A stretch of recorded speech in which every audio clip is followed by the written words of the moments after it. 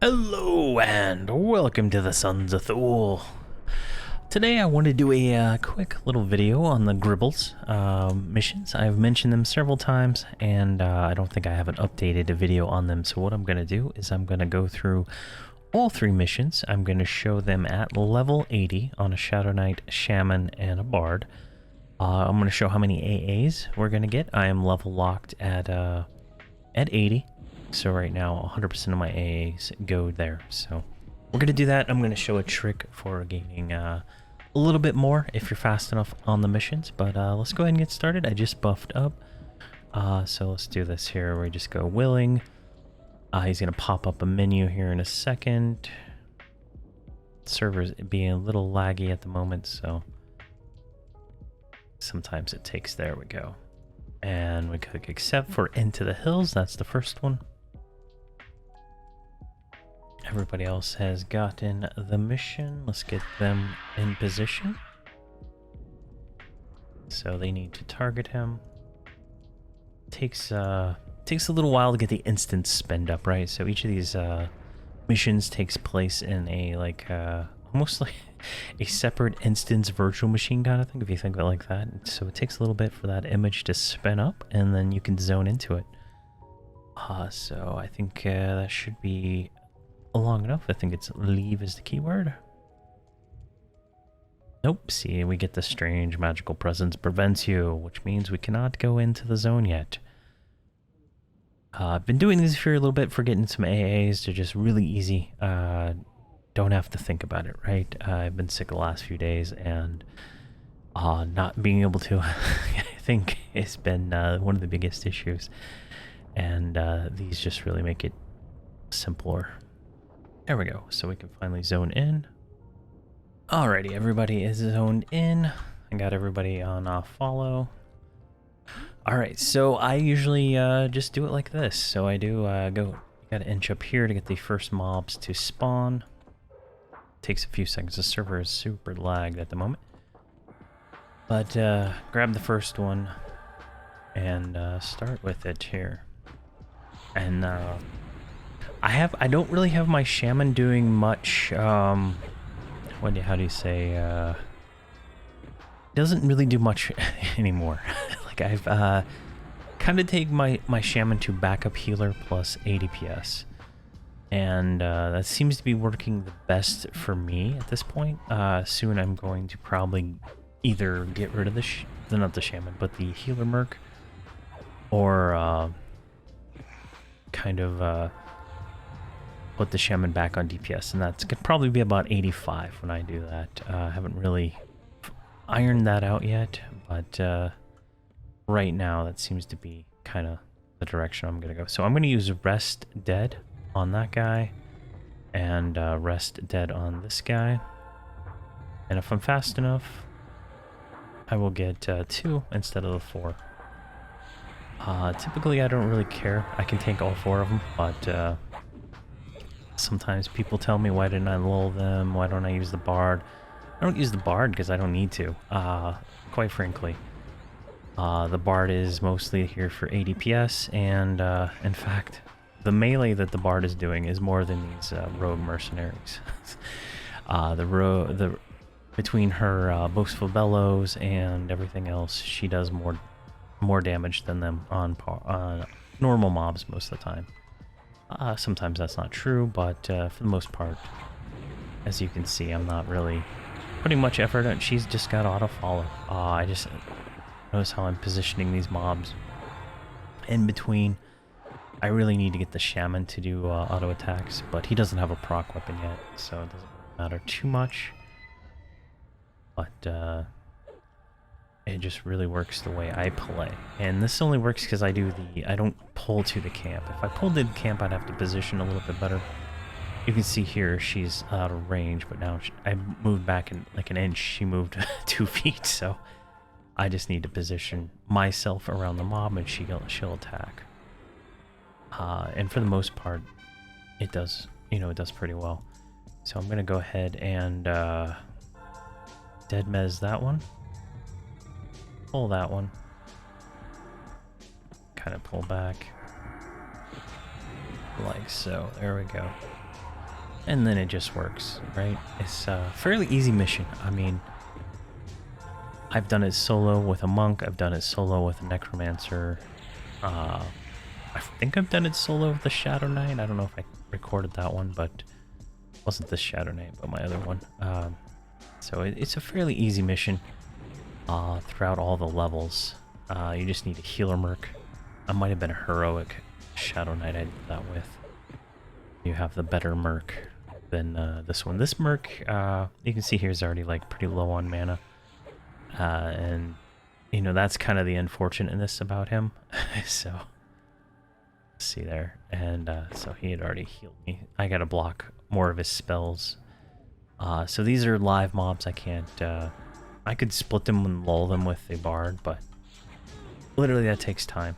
And that takes time I don't want to waste on doing that, right? I mean, as you can see, I'm not really taking a whole lot of damage right now, right?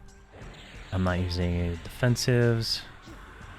I can take 2 of these without much issue at all, right? I think I could take up to 4 or 5 before it starts becoming an issue, and then I need to heal with the shaman.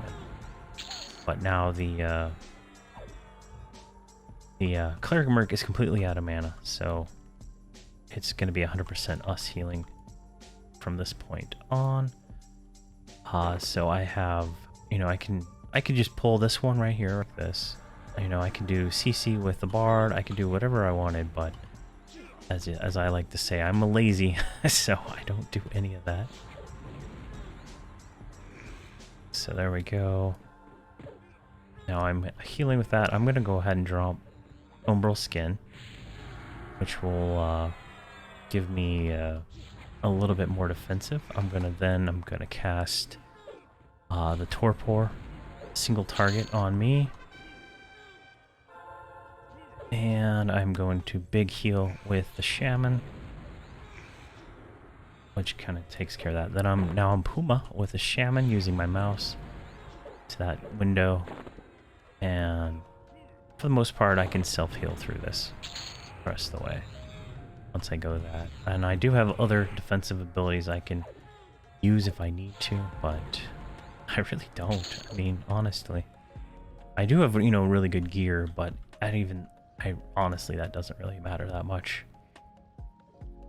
Especially on these scaled mobs. Alright. So I'm going to do group Puma, or not group Puma, but group Torpor. That's the word I'm looking for. I'm going to snare him. I'm going to free-for-all her. I'm going to turn around so the bard is in melee. I'm going to group AoE taunt. And then I'm going to beat this one pirate down. The bard is melee, so that's something you gotta kind of make sure you got going on if you got the auto-follow thing like I'm going on with here, right?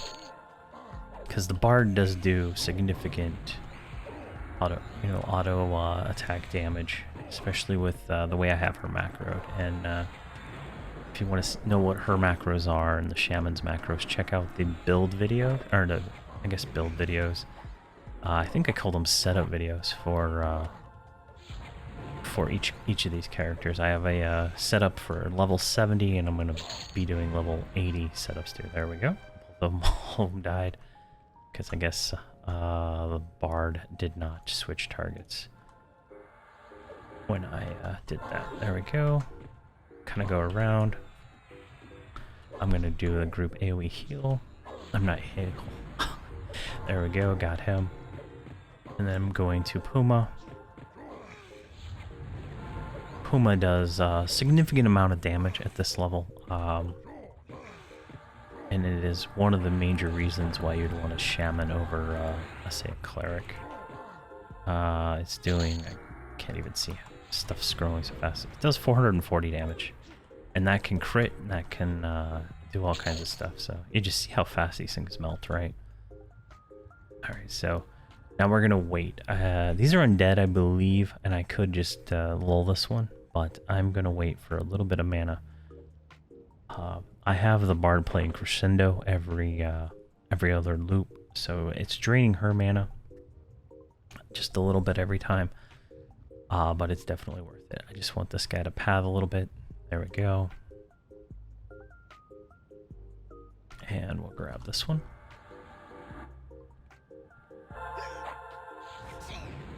There we go. Now she's in range. It's, you know, something I have to constantly keep an eye out for, but there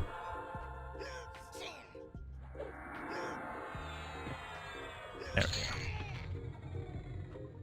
I can grab him solo. Go ahead and snare him for the extra aggro, and then rearrange myself around. It's a more active boxing style than other things. You could just park them in one spot and pull to them, but I find with the way the game really works these days is camping in one spot in these kind of dungeons like this isn't really feasible. Pulling the whole distance here is just annoying and takes time. So just getting used to this, you know, everybody's on auto follow, and you have to position everything right now is probably going to be better off long term, right? In the missions in like TOV, COV and stuff like that, where there's not as much trash, like you're just zoning in, you're walking to Zendikar, you're parking everybody around Zendikar. I mean, it's not a big deal, right? You park everybody where you want them, you start the fight, and you hope that your tank doesn't get killed in one round. is kind of, you know, your thought process there. Or Shaventus, you hope that you don't get death touched. So, alright, we're gonna get 2 here. Hopefully. There we go. I'm gonna go ahead and Puma.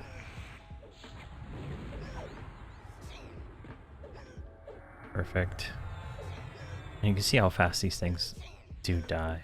And at the end of all 3 of these missions, I will show the DPS of the whole group and everything in my log parser.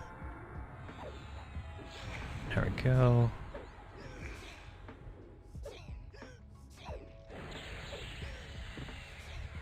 And she was just a little bit out of range, but that's kind of expected. That was a bad position. So she didn't really do any melee on that. And she's right here. She's, I think, too close there. That looks better. Now, I could manually adjust her and manually adjust him, and I just don't care. Like, I'm very lazy when it comes to this, so I try to do as least amount of effort that I can do to get the job done. This one's solo pullable, so if I lull him, I can pull this one, and I won't get the other guy. So, kind of a neat little thing. Shadow Knights can do, Paladins can do too, I believe. I believe they have a lull at this level. Holdridge is only 67 still, so I'm not 100% sure how Paladin's lull continues for all the levels, but I suspect that it works the same for a Paladin. Warrior, on the other hand, you're just going to have to truck it.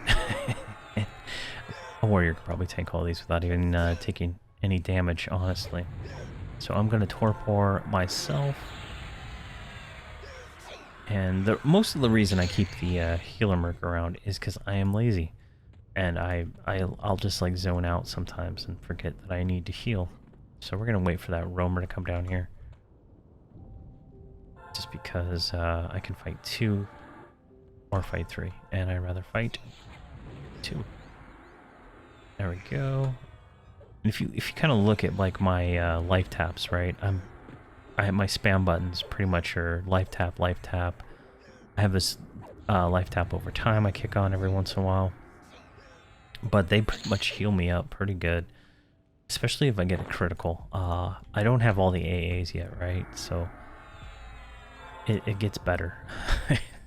It does get better than what I'm doing here. So someone with auto grant would definitely have a probably easier time with some of the stuff than I am.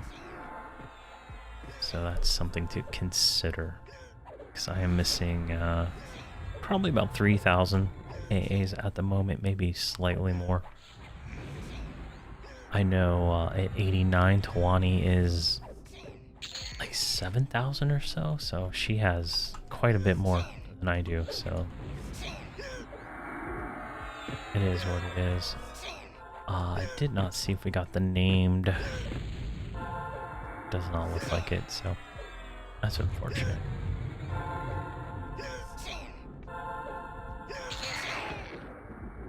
Yeah, we didn't. Alright, so there's a named giant mosquito that spawns here. It's like a chance when you kill that last one, so. Someone had left a suggestion that I try putting these guys on assist me as a button, and I'm gonna try that out soon. I think it's this call assist button right here, whatever that macro calls to. I'm gonna probably set that up at some point, because if that works, then definitely going to change them up a little bit and change all the macros everybody's got going on. Probably leave the healer on auto assist, but the melee ones that run out of the camp all the time.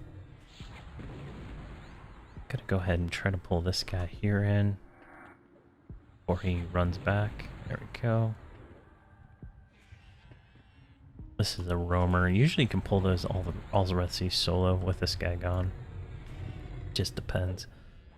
But as you can see, my mana's starting to deplete, so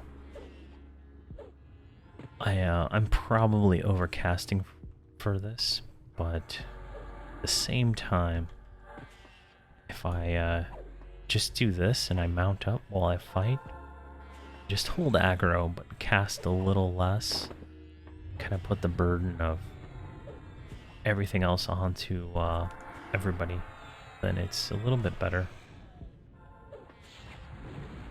I just need to make sure I hit it 2, because 2 is my same button that makes the BRD assist, so just making sure I do that. So here's the large mosquito, that's the placeholder.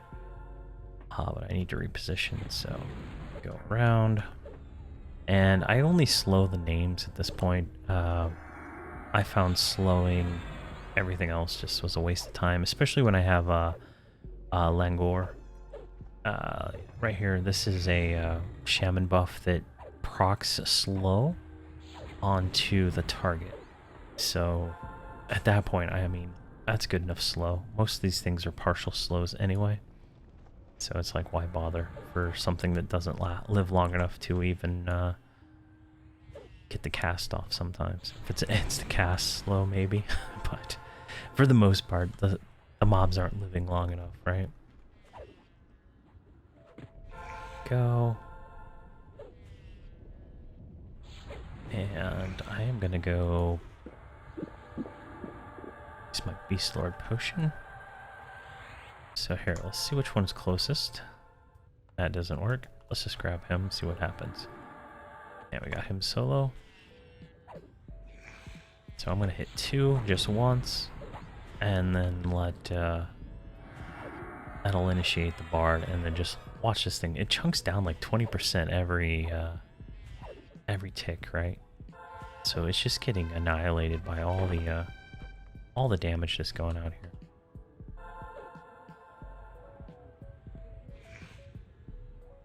And that's without like a true DPS class, right? Once Tawani joins the group, these things are just gonna melt. It's gonna be insane. Because she's doing like 5k DPS. These guys are doing like 1k DPS. So it's really interesting how that's gonna change in the next 5 to 10 levels. There we go. Grab the last one here. And I'll show the trick that I like to use. It's not mine originally. I believe I read it on Reddit like 3 or 4 years ago. But you pop your lesson right before you hail Gribbles at the end, and you get bonus experience. It's pretty interesting. All right, let's go hail this guy. Come on, really? There we go. Task stage updated. All right, now we need to run back to Gribbles to end the mission, which is a unique design. Most of the missions you end them by opening chests nowadays, I guess, but this one you had to do this. I like to pick up these shinies as I go. There's AAs you can get from that, and I'm going out of my way to get AAs since I am doing it this way. Alright, so I'm going to pop lesson on each character. Like so.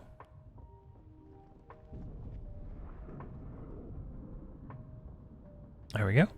And then I'm going to hail him. So I got 100 AAs. 101 on him and 100 on her. Typically I get about 50 to 60.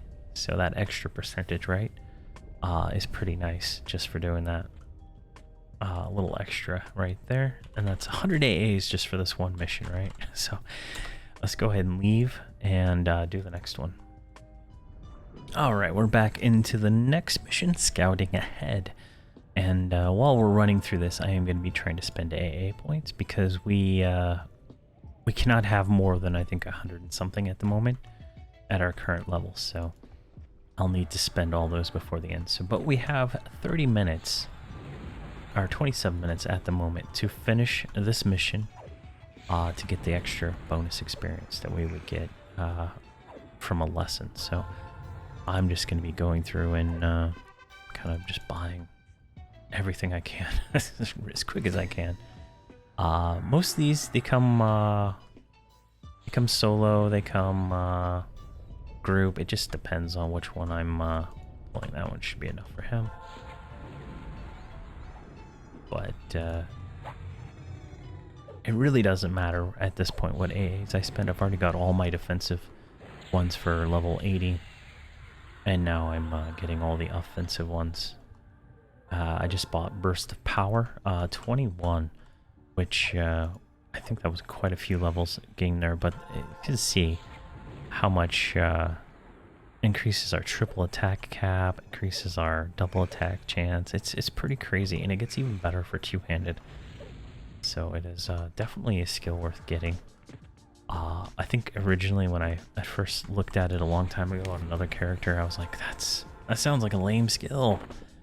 Because I always use a sword and shield, and then I realized I should probably not be using a sword and shield as much on over here. I need a little bit of mana, so we're gonna take 2 seconds to get some mana while I'm buying his spells. So at this point, I don't even know what to get for this guy. I try to go for passive abilities, because as I add more non-passive abilities, it gets a little bit, it's hard to use them all, right? So if I get all of mental stamina, persistent casting, fury of magic maybe. There we go. So he's all spent. And so what does she got? What can she get? Increase your mag. That's if I die, they're all dead anyway. Usually does not work too well in their favor. So yeah, let's just go with that. I want to try out doing chance on her. Something I haven't been doing very much of. There we go. Alright, so all our AAs are spent. I have a little bit more mana. And we can continue this up here. So this is going to be a 3-pull. Sometimes you're lucky you get undead, I believe, here. I can't remember if that is a thing. Oh, I guess that was a single pull for some reason. Well, I guess when you get the big, weird-looking two-legged heads, I don't even know how to describe them. Sometimes those are 3 pulls just because they're at range. There we go. So I'm going to do an AoE aggro just to make sure I have enough built up over the healer. He's now full mana, so that's pretty good. I'm going to go Puma. And I'm going to walk back just a little bit. Puma did land on me. I did get extended Puma. That's why I went to level 80 over 75. Well, one of the reasons, right, is the better AAs the Shaman got. Group shrink and things like that. Oh, speaking of group shrink, I always like to shrink. That's why I have all the illusions turned off. The werewolf one and everything. It's just, it makes the range for her slightly better.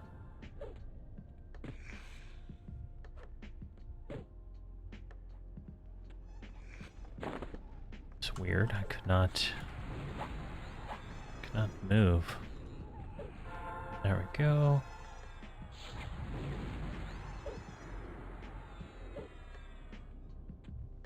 And it's just a matter of going from mob to mob now.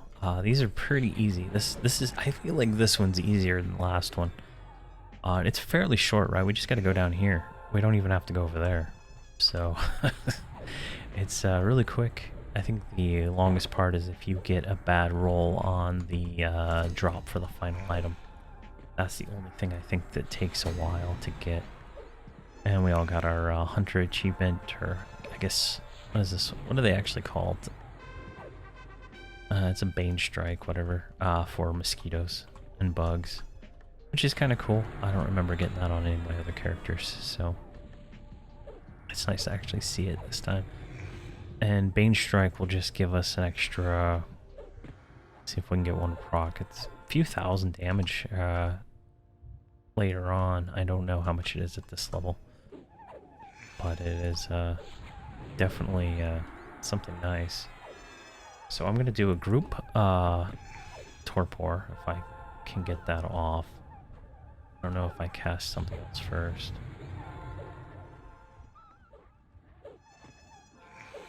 Looks like I did, so I'm going to try it again. There we go.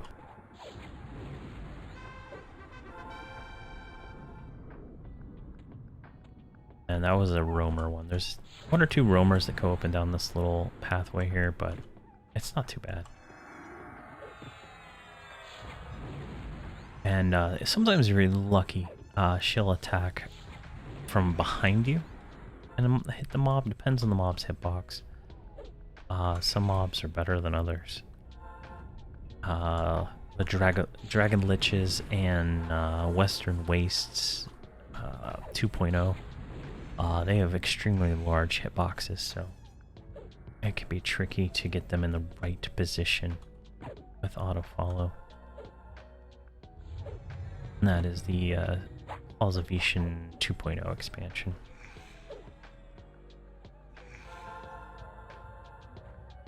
There we go. My Stormblade might not be worth casting anymore. It's only doing 100 damage at this point. I just realized how low that was.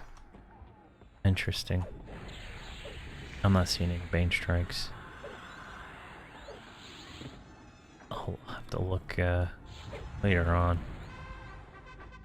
Alright, so now we're into these guys. These are not undead. I thought they were, but they're not. They're like aliens. So, as much as they look undead or whatever, they are not. They're not zombies. There we go.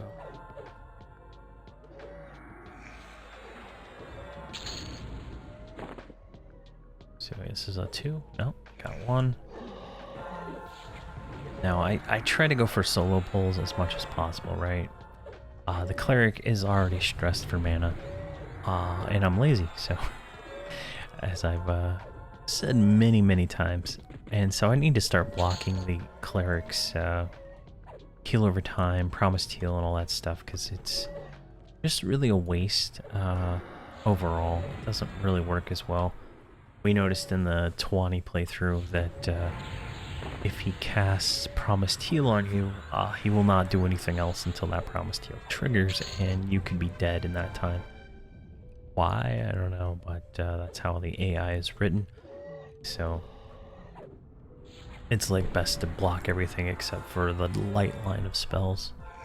Blocking Elixir is a good way to do that too, because you can get a potion that takes the same slot for that, and you can also if you have a shaman, right, the torpor line does that too. So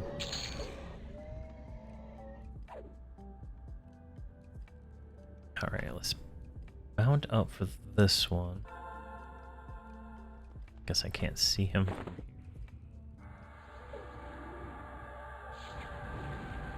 There we go. And hopefully, I think at like level 85 or so, I start getting more mana tap kind of spells, and I'll start moving into those.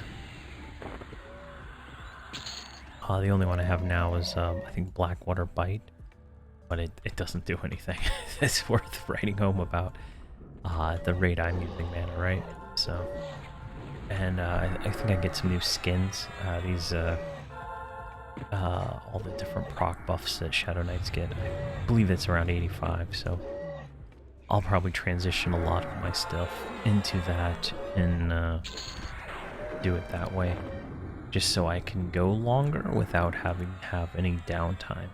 And which normally wouldn't be a big deal, right? If we were doing like a modern mission, we probably wouldn't even run out of mana doing anything like Zendikar or anything like that. We probably wouldn't even phase us at that point in the game.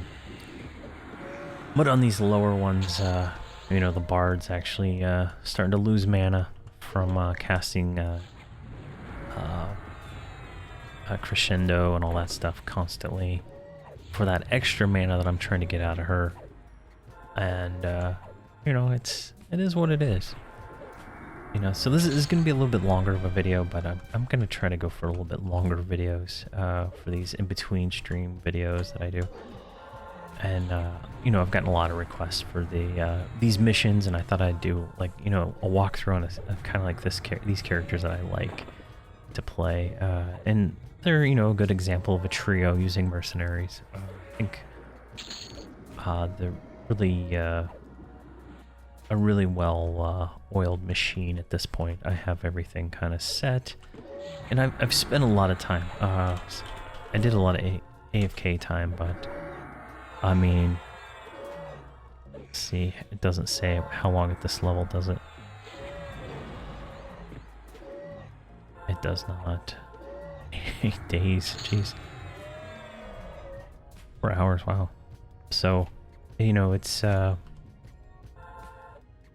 I could see how long I was at this level. I've been here for a while, you know, doing AAs and stuff like that. I found this to be the most efficient way to get AAs. Doing 3 of these is 300 AAs, give or take. You know, a little bit here and there. Because the last one doesn't give as much as the first one, so I don't know why, but whatever. Right there, we get a chance for a named, but I don't believe we got him. Oh, we did get him, so we got a formidable foe. So we'll have to meta for him. The names are no joke. As strong as we are, they are no joke. We have 16 minutes to kill the named and get the rest of the mission done. So what we're going to do is we're going to come right here. I'm going to go ahead and sit them down. I'm going to break follow on you.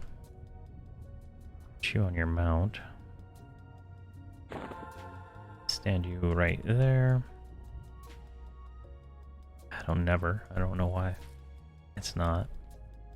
They're gonna need a little bit of mana for this. You're already at full mana, but I'm gonna go ahead and drink that. And a clarity potion. You already have Covenant going. Alright, so I'm gonna get just a little bit of mana. I'm gonna burn this guy pretty hard with Harm Touch, Leech Touch, and then I'm gonna go into Umbral Skin, within then Leech Curse. Maybe Deflection. I don't think I'll need Deflection though, since he's more of a caster named than anything else. So I'll get that going. I'm gonna go ahead and read Banshee Aura. And Umbral Skin. That extra little bit right there. And retool myself.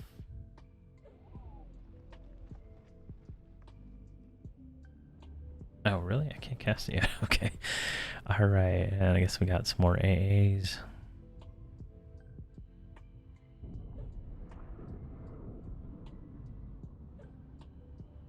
Let's buy that one.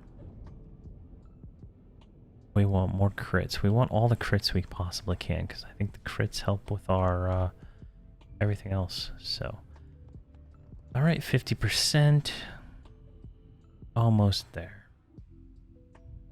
Remorselessness. All right, 62. Alright, that should be more than enough mana for this guy. So I'm going to go ahead and pull him.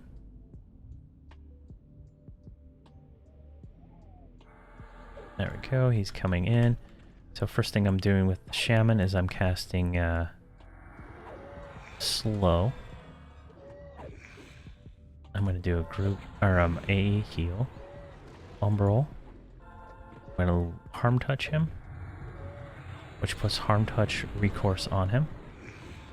And then if I need to, I'll do,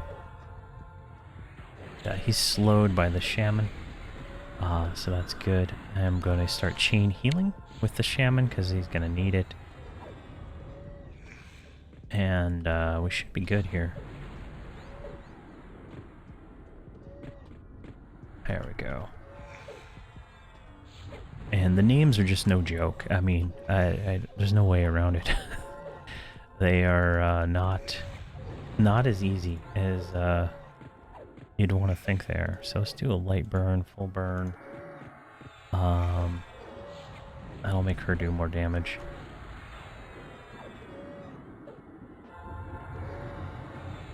Just to kind of kill it a little bit faster.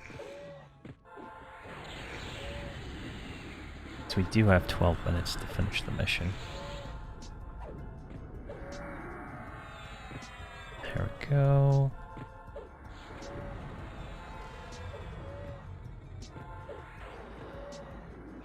Let's see how that's gonna go. That thing should die now. There we go. And he's dead. Bulwark of Freezing Rains. Since we're on Krono Buying, I'm just gonna send that to my Bard for now, and I'll deal with it later. But it looks like a shield that I don't need. Alright, I got everybody back on follow. I'm gonna dismount him. But, you know, worked pretty well. Probably could have done that a little bit different, but if you have any suggestions, let me know, and I'll definitely look at what I could do different.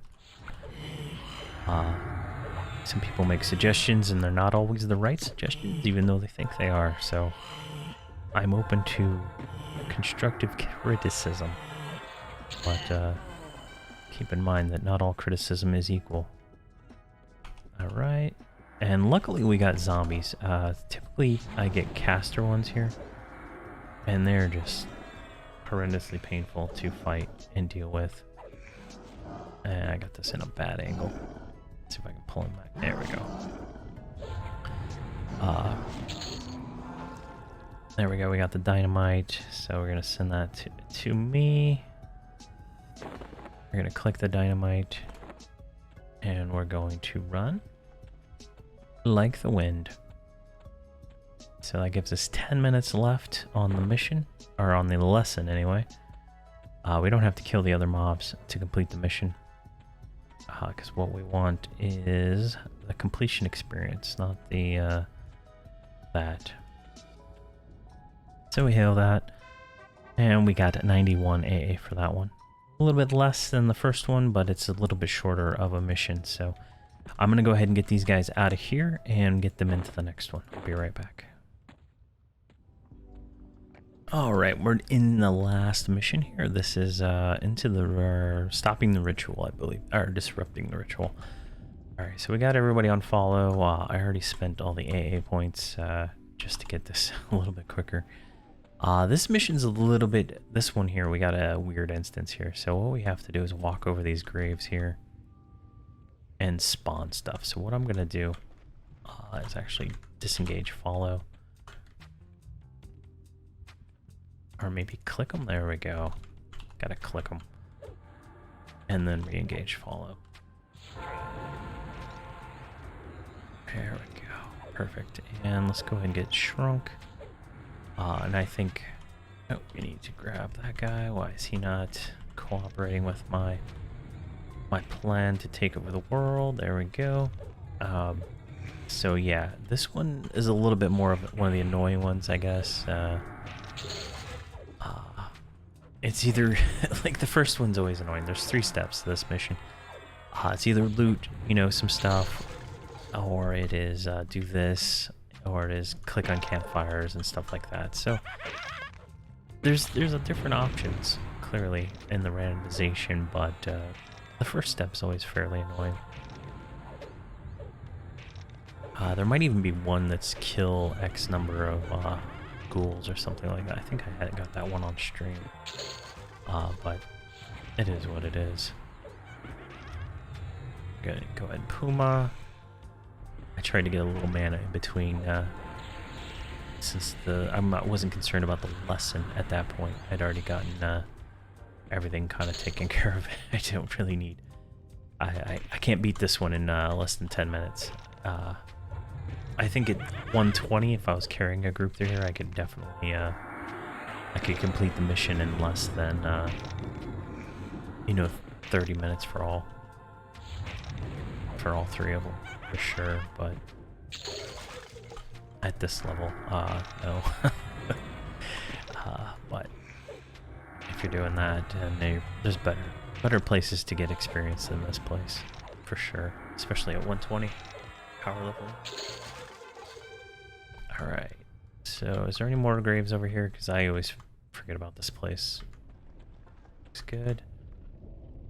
All right, they're following perfectly.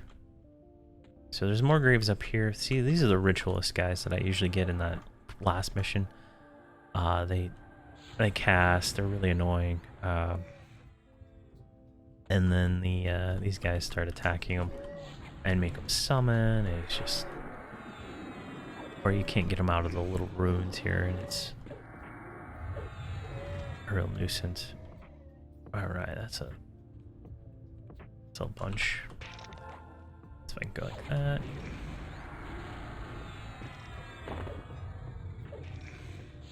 Alright, I need to redo Puma.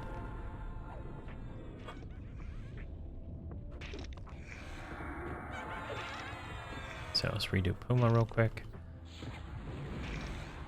And that should refresh Lassitude, which is still up. I've lost a few buffs. I usually don't I only rebuff every cycle. There's so many buffs that, I mean, sometimes it matters, sometimes it doesn't. I have 34,000 hit points. I mean, I'm doing pretty well at this level. If I have a situation where I'm not beating things the way I should, I usually then I'll try harder on the buffs, but for the most part, it is what it is. I get it done. Go, got him. Alright, I guess we're gonna have to take this 3 pile right here. We're gonna just walk right here. We're already on us. Alright, I'm gonna go ahead and group AoE heal, or no. I keep saying AoE heal, but it's taunt. So, like that, I'm gonna circle just enough for her to start attacking. That one's dead. This one's gonna die fairly quickly too. They don't have a lot of hit points. That's the only good part about them. They die fairly quickly. I mean, especially with the two-hander, I'm hitting for, what, 2200 crit right there, 1788. I'm hitting pretty hard against these guys with the two-hander, so as long as I can tank it right. I'm already out of mana on the cleric, which is unfortunate. I should literally just drop the cleric and replace him with another box character, in all honesty. I don't think 3-boxing is worth having mercenaries at times. I'm doing it personally right now for the streaming, but I'm probably gonna just turn these 3 mercenaries into box characters. I already have Tawani coming in soon. I'm probably gonna move my Beast Lord over and put him in here, and possibly put another character, I don't know what character, in that last spot, but I just don't know, man. Like, we'll look at the damage here at the end, and we can kind of see where the mercenaries are lying right now versus the Bard versus the Shadow Knight and stuff like that. And people can kind of see what I'm seeing. Go. Did I lose Thule? I lost Thule, so I could have to refresh that. So when you lose Thule, right, Voice of Thule, right, it's our it's one of our aggro self buffs that we can cast on other people. It really helps out, right? Definitely a very beneficial spell. But when you lose it, you can definitely tell, because you don't get aggro as easy, right? Like I don't have to try very hard to get aggro. But there we got another 3. Just kill this guy. And everybody else can get vilified. As soon as I cast it, I'm gonna get, yeah. I got heal out. I'm gonna draw big heal on me. Big heal on me. Come on, buddy. You can do it. There we go. I look at over his screen, right, and I can see him trying to cast it. I try not to move whenever I'm casting on him. So sometimes I get some weird positioning. Like I want to move right now, but I'm trying to cast. There we go. All right, I'm snared. So I got all these other dots on me.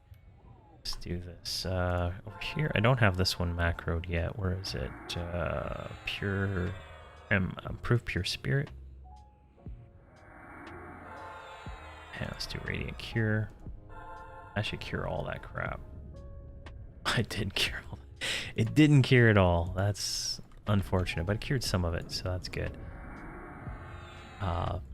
Eventually it'll cure it all. I probably should memorize his group cure just for convenience, because he's gonna eventually be the main healer slash convenience everything character, right? Buffing and healing and nothing else really. I don't plan on doing much DPS with him. I never really do DPS with the shamans. It's kind of the same concept as a necromancer, right? You see how fast this stuff dies, right? I mean, I could probably barely get 1 dot off before any of these things die. So I mean, there's no point in doing dots. That's why I don't want to put Gnome Regard as the last character in the group, even though I'm going to move him over to Krono Buying with these guys. He does more damage than everybody else, right? But the mob has to live for as long as it takes him to do that damage, and that's kind of the crux of it, right?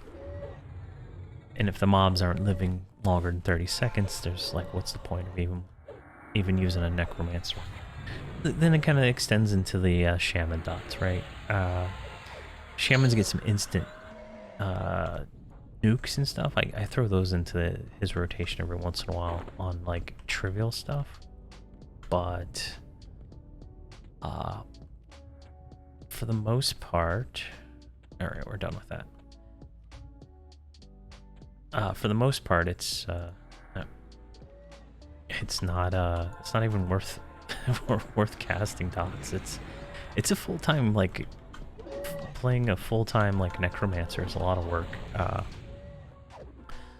I'm hitting, you know, what is it, like 10 buttons every 30 seconds in progression, and I have to make sure, you know, checking all the dots and stuff like that. It's not as easy as just like spamming the buttons like I'm doing right now, right? Like I have to 100% make sure I'm casting the right dot that expired, right? You know, I lose a lot of DPS.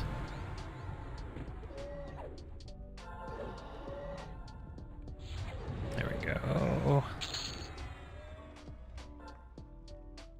Alright, so I need a little bit of mana before we move on with that.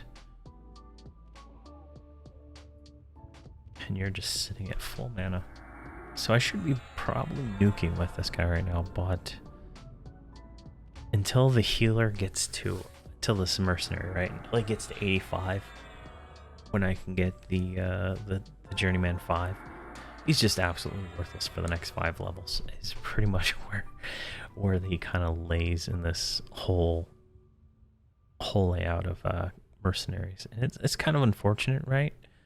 How bad he is right now, but they're fixing that. That's a thing that's being fixed by Daybreak. I think in the May 2022 patch, they are going to fix mercenary ranks, so they're not so abrupt like this one right here. From the 80 to 85 is just it makes it hard to progress. All right, we're at 13% mana. We only have to kill, I guess, I don't even know how many mobs that is out there. A few of those, that's for sure. I'm gonna go ahead and read Dark Lord. I think I'm missing one of those buffs. At least I feel like I am.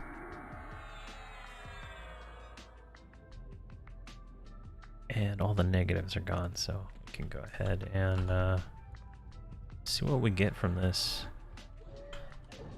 Alright, we got 2, one's a caster. Meant to snare him faster, but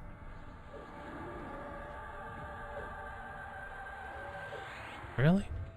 That was not enough to pull him off this guy.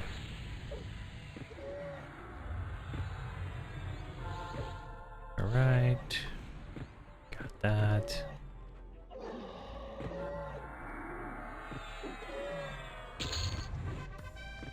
These ones are a little bit harder. They are even level, right? So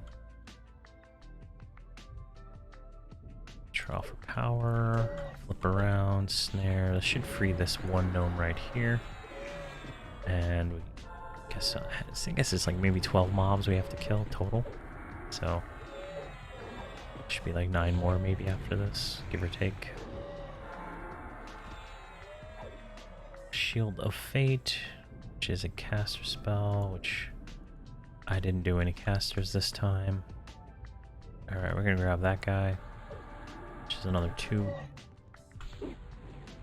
So before I lose aggro, I'm gonna do group taunt, just to be sure. I'm gonna switch to him, I'm gonna snare him, and trial of power, and then I'm gonna switch back. I switch targets a lot, which kind of makes it kind of difficult if you're playing with somebody who's doing CC. But like, I don't know. I'm so used to playing the way I play, right? Where I know exactly what I'm gonna do, and I know what I'm gonna do with all these other characters. So it's hard for me when I play with other people to explain in like my thought process of, well, I'm gonna switch to this guy and snare him so I have aggro, but I don't really need him mezzed because they don't hit hard enough for me to care, right?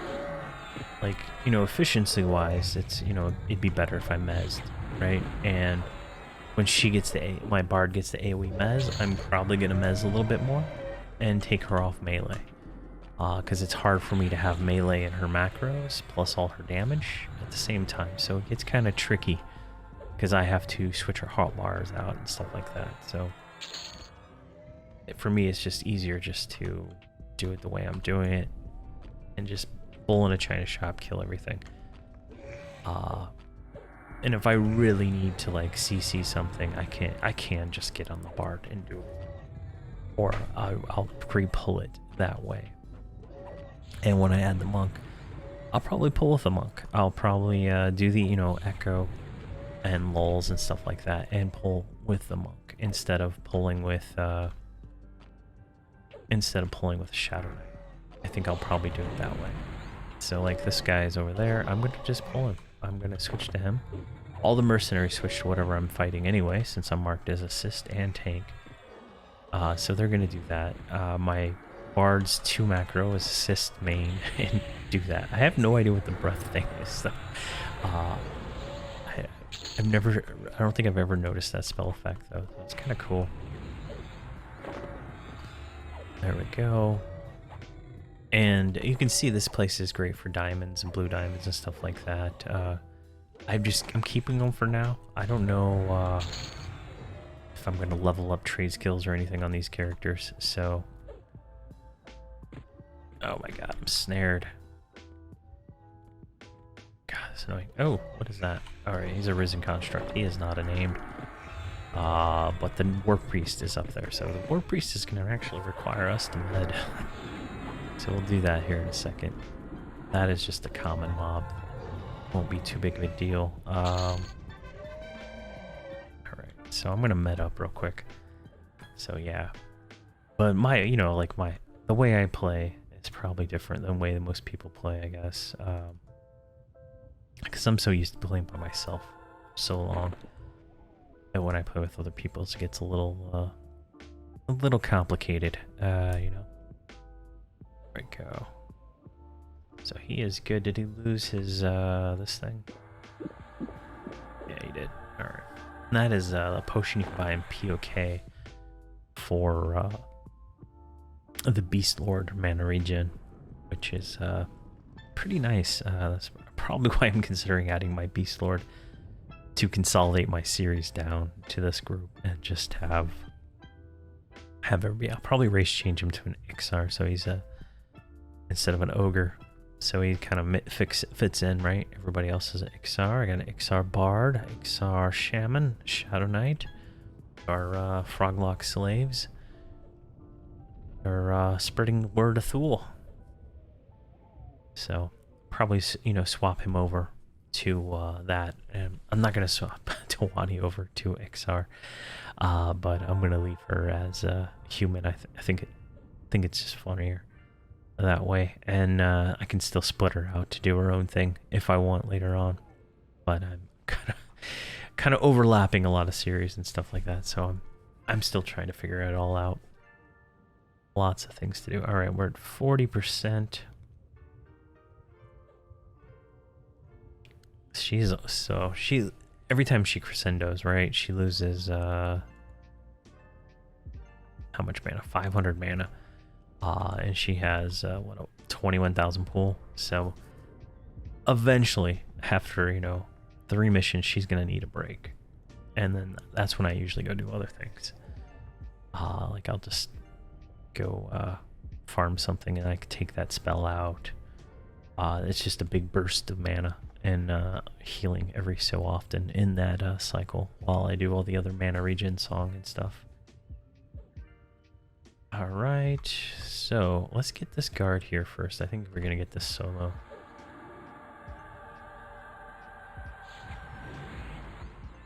Hopefully solo.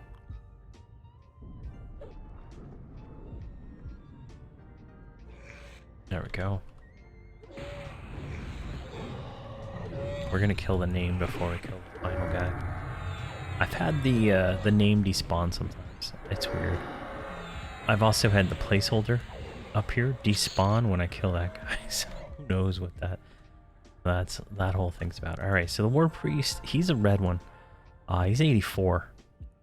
So he's we're 80. He's 84. He's gonna be an actual challenge. Cleric has good mana. We should be fine for this. I'm gonna go ahead and recast Banshee Aura, which is just a little damage shield, but every bit helps. So I'm gonna go ahead and pull him. I'm gonna start. I was gonna start slowing him. Hopefully that actually takes place. There, he's slowed. I got him there. So I'm gonna just start chain healing with the Shaman. Oh, what happened there? Go. Leech Curse. Umbral. Get some damage reduction going on here. And he does hit, he hits pretty hard, so. Got Halcon. Yes, we do. Big heal. Big heal, dude. There we go.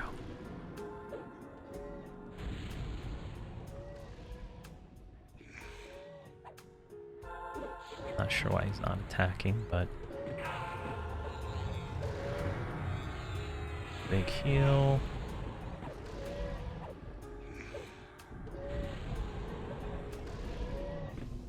That one.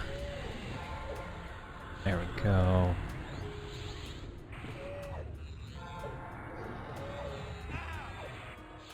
Perfect. I think I'm being stunned. Yeah, I'm shaking off the stun. So let's drop big heal on that. Let's do a group A torpor. Let's do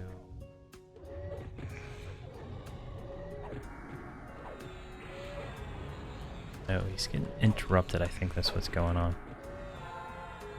Of course. I think he has an AoE that's interrupting me. Okay, I have no idea. I've never really paid attention to mechanics on this guy. Let's do bond.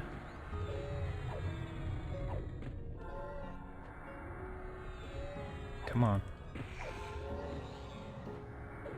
You just got so many hit points, right? So it's just quite a battle here.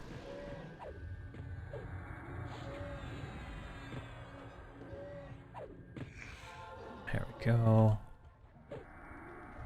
Bard actually stopped singing because he's got an AoE interrupt, I guess.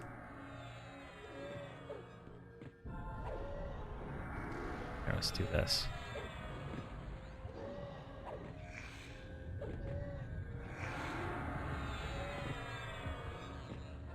Yeah, he's got an AoE stun. That's what he's doing.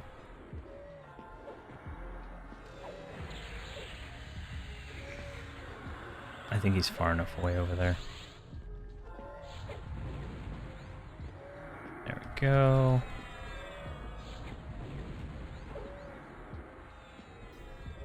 And that's looking good. 4%. There we go. Perfect. And what did we get? We got a smoldering cudgel of grief. Pretty neat little weapon there. Might actually be an upgrade for the bard. We'll look at that later. That can go to me. And that can all roll. Alright, so let's regroup here. And we're down to the final mob, which is this Risen Construct, which is just a normal ignore it mob kind of thing. I'm gonna snare it, or not snare it, but slow it.